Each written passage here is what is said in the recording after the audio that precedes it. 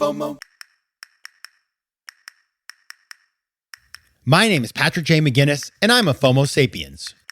And since you're here, I'm going to bet that you are too. And when you're like us and Monday comes around, you don't dread the new week. No, you wake up every Monday morning knowing that this week might just be the best one yet.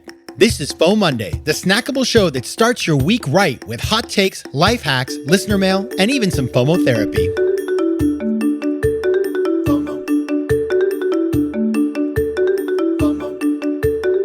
Welcome to FOMOndays, the snackable companion show to FOMO Sapiens, which of course will be back on Thursday with a full episode.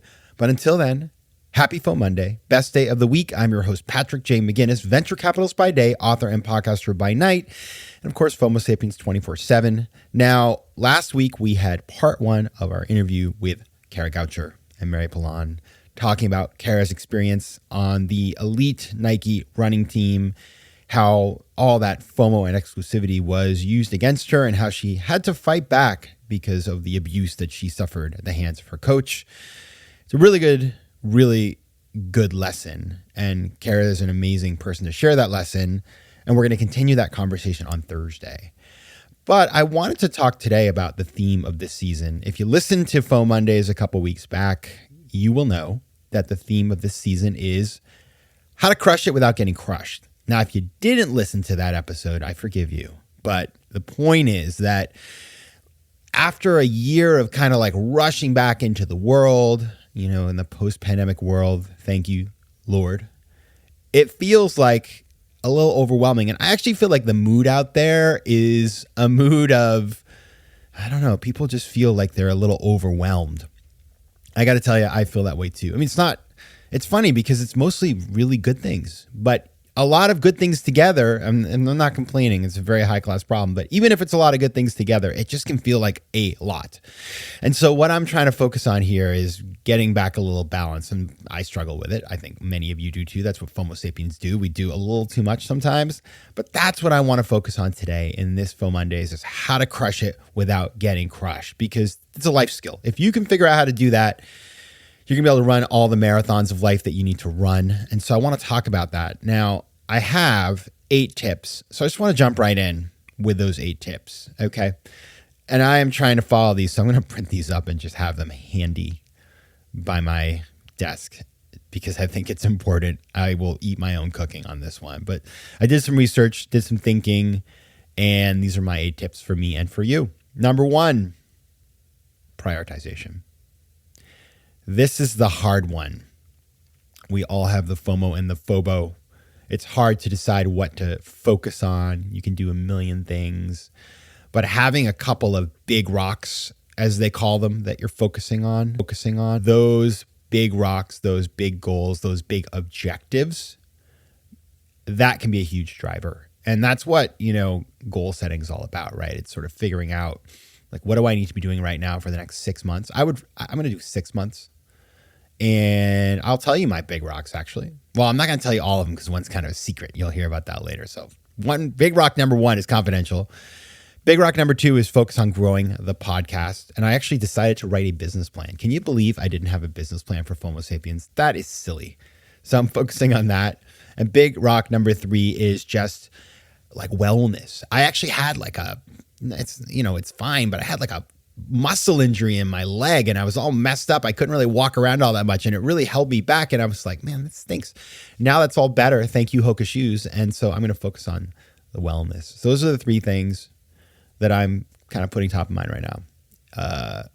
One of them is a secret. I'll tell you later. So you should come up with at least 3. And by the way, try to balance it. Not all work, a little bit of some sort of health goal or a relationship goal or stuff like that. Having a little balance between the ideas, the emotions, and the health. Number 2, say no. I'm getting better at this. This is a new strength. I don't know why. I think it's because it's like the busier you get, the more you just start to have clarity. It's like ask, you want to get something done, ask a busy person how they get their things done.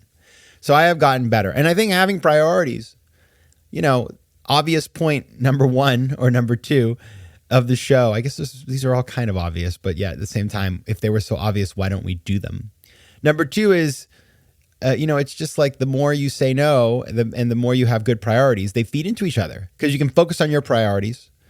And then having those priorities, you know what to say no to. And so I've been getting a lot better at that because also like if you know your big goal this year is to make more money, then don't take on more nonprofit things. Even though you may love it, that may be for next year. So that is a really important thing to do as well. Number 3, disconnect. No notifications on your phone, people. I'm telling you, I haven't had notifications for years. Do I miss a couple calls here and there? Yes, I do. And if you have a couple of people, say you have a person that, your parent or a kid, you can set a thing so that they can break through. But for everything else, just turn them off. It is so liberating. I don't miss them at all. I never, ever think to myself, wow, I wish I had more notifications on my phone. No, I think to myself, God, I hate those notifications. And I'm so glad I do not have them. All right, we're going to take a little break. We'll be right back with the rest of the tips on how to crush it without getting crushed. FOMO. FOMO. All right, folks, we are back. How to crush it without getting crushed. 8 tips from me. Proven by research, by the way. I don't just find these in my ear or whatever. I do my research. But we had gone through the first 3. Let's pick it up with number 4. This one is a nice one.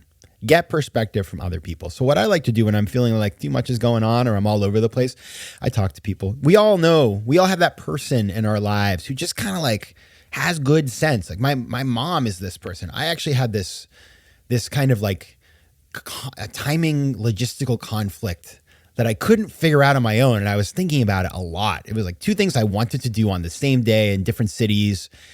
You can't do it all, right? And so, but I was completely lost. And I actually called my mom and I was like, what should I do? Now, moms know everything. So she sorted me out in about 4 minutes. But that's really important. If you are feeling overwhelmed, you don't know what to do, you can't decide, who in your life can help you to be more decisive, right? I mean, I believe in outsourcing so much of this stuff. Outsourcing, getting help from a friend. And so we all know those people. It may be that you're helping a lot of people in those ways. Like I'm constantly helping people sort out their priorities. But yet sometimes I get stuck on my own, so I go to others. So it is really important having that sounding board. And once you talk something through, you start to get clarity and then you can make your decision and then you can move on. Number 5, related but different, delegate and outsource. So I had this experience last night. I was talking to a friend of mine who I love, but she's very decisive. We were trying to pick dinner. Indecisive, I should say. We spent 45 minutes looking for a restaurant. I hate that. And in fact, it was so unusual because I never pick anything, but she just doesn't want to pick. So I got stuck with it. But of course, everything I tried to pick, she didn't want. And it was very painful. But I will tell you, I don't pick restaurants anymore. I just tell somebody else, like, you select the place as long as, within parameters. Let's not make it, $65 entrees, stuff like that. I have so much more freedom as a result. So try to outsource. And listen, I've done a lot of work on this. If you guys haven't seen my little TED video, how to make faster decisions, go check that out. It's 7 minutes of your life that you will, I think, find quite useful. And so that video has it all. Go check that out. Actually, it's really pithy but powerful. Number 6, stay organized. So this is a big investment I made in myself at the beginning of the pandemic. I made a nice home office. I got the nice screen. I got the external sort of like trackpad thing, wireless. I got the wireless keyboard. So I have a workspace that is very well organized. And I'm not a neat freak at all. 0% neat freak over here, but I keep it clean. And so that is really helpful. one thing, I guess I'm a little neat freak when it comes to the electric world because we have so many files. So for example, if you look at my phone, I have everything on the first page, all the icons that are the ones I use on a daily basis. The second page, I just have like 8 folders with all the other things. So having an uncluttered digital life, I find it to be extremely liberating in terms of not feeling like I'm getting crushed. 7, mindfulness and meditation. That's powerful. And we're going to be talking about this stuff next week with Agapi Stassinopoulos. So I don't want to belabor the point, but it's huge. It's huge. And in fact, I have FOMOndays coming up very soon. FOMOndays coming up. It's going to be next week about breathing. I had this crazy experience I want to share with you guys. So that's a big one. And number 8, I'm going to end strong on this one. Continuous learning, constantly be learning. And what I've tried to do, and it's not easy, is try to cut down on the news. Like, you can only read the same story from 17 different places. So, like, I don't need to read 43 stories about the same thing. And it's really hard to separate, especially with the political environment, with war, all these things happening. It can be tempting to like continue to read the same story on Twitter or whatever. I mean, Twitter's, I'm trying to leave Twitter, but it sucks you back in. So just try to stay away from that kind of news and try to learn new things. Follow interesting people, learn from them. All right, those are my 8. Let me just recap for you guys. Number 1, prioritization. Number 2, say no. 3, disconnect and cut your notifications. 4, get perspective from others. 5, delegate and outsource. 6, be organized, especially digitally. 7, breathe, mindfulness, meditation. And 8, continuous learning. All right, everybody, that is my advice on how to crush it without getting crushed. Need to take that advice myself. If you have thoughts, ideas, questions, challenges, anything, reach out. A lot of you reach out to me. I really appreciate that. Like, Instagram is great. I get messages from you guys all the time with thoughts, ideas, everything. LinkedIn as well. So find me on Instagram at Patrick J. McGinnis, on Twitter at PJ McGinnis. You can find me on email, letsconnect@patrickmcginnis.com. You can find me on LinkedIn. But make sure you say, hey, Patrick, it's me. I listen to your show, because I've stopped taking randoms because I get so much spam. All right, everybody. Have a great week. Crush it without getting crushed, and we'll see you back on Thursday. FOMO. If you like today's show, please be sure to rate it and recommend it to your friends. And as always, you can find me on Instagram at Patrick J. McGinnis, on Twitter at PJ McGinnis, and on the web at FOMOsapiens.com or PatrickMcGinnis.com, where you can get all kinds of free resources to live a more decisive and entrepreneurial life. FOMO. Want more FOMO Sapiens and FOMOnday? Head over to FOMOsapiens.com, where you can listen to past episodes, learn more about the show, and find out how to advertise. You can also connect with me on Instagram at Patrick J. McGinnis and on Twitter at PJ McGinnis.